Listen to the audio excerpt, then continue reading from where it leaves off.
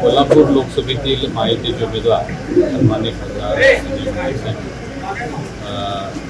हे काल पराभूत झाले, परंतु या लोकसभा मतदारसंघातून त्यांना जवळजवळ 6 लाख मतं मिळालेली.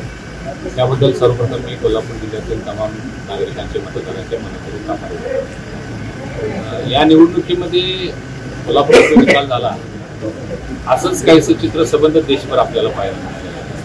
आता वेगवेगळ्या राज्यांची समीकरणं वेगवेगळे आहेत, वेगवेगळ्या राज्यातील समस्या वेगवेगळ्या होत्या, म्हणजे घटक पक्ष होते, यामध्ये अंतर्गत काही कुरबुऱ्या होत्या.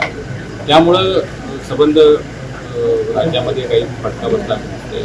महाराष्ट्रातला जर विचार केला तर काही ठिकाणी मराठा आंदोलनाचा फटका बसला, काही ठिकाणी शेतमालाचे दर, कापूस, कांदा या विषयाचा फटका बसलेला आहे. कोल्हापूर जिल्ह्यामध्ये शक्ती मार्गाचं थोडंसं चित्र दिसलेलं होतं. अशा अनेक कारणं आहेत. सर्वात महत्त्वाचा फॅक्टर म्हणजे समोर उमेदवार काँग्रेसचे होते, ते कोल्हापूरचे श्रीमंत शाहू महाराज छत्रपती होते आणि त्यांच्याबद्दल एक आदर कोल्हापूरच्या नागरिकांना निश्चितपणानं आहे. त्याचाही फायदा त्यांना होतो. म्हणून हा जो निर्णय झालेला आहे, हा पराभव आम्हाला सगळ्यांना मान्य आहे. पराभव जर झाला असला तरी त्याचे चिंतन करणं, त्याचं आकलन करणं हे धर्मप्राप्त आहे.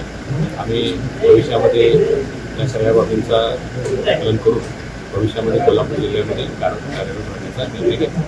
किंवा ॲनालिसिस अनेक प्रकारे करावं लागेल, राज्य पातळीवर, केंद्र पातळीवर. कोल्हापूर जिल्ह्यामध्ये, राज्यामध्ये, देशामध्ये जे चित्र झालं, एका वाक्यात सांगायचं झालं तर काँग्रेसने या देशावर 68 वर्ष राज्य केलेलं आहे.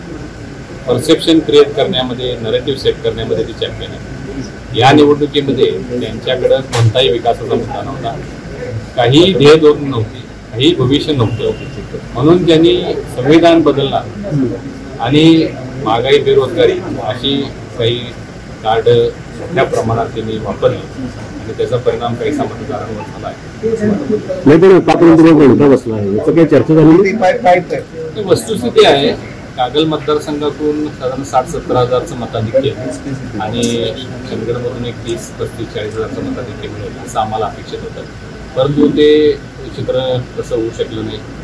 या उलट राधानगरी, बुदरगड आणि करवीरमध्ये जिथं आम्ही आमच्यावर मताधिक्य 20-25 हजार पडेल असं अपेक्षित धरलं होतं, तिथं 65,000, 71,000.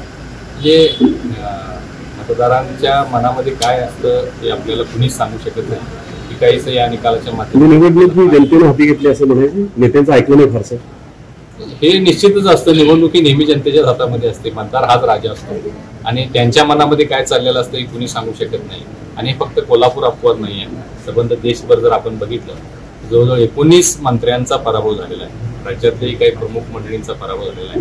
जे आपल्याला अशक्य वाटत होतं ज्या गोष्टी या निवडणुकीमध्ये दिसलेल्या आहेत, ते कोल्हापुरी त्यामध्ये अपवाद आहे असं मला वाटतं.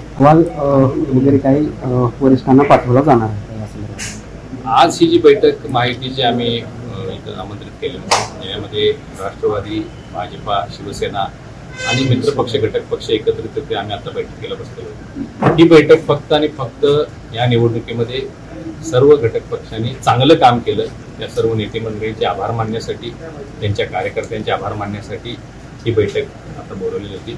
या बैठकीमध्ये 2-3 गोष्टींवर चर्चा झालेली की याचं आकलन झालं पाहिजे, जिल्ह्यात भविष्यात माहितीच्या माध्यमातून जात असताना आपण कसं गेलं पाहिजे याची थोडीशी काही चर्चा झालेली आहे.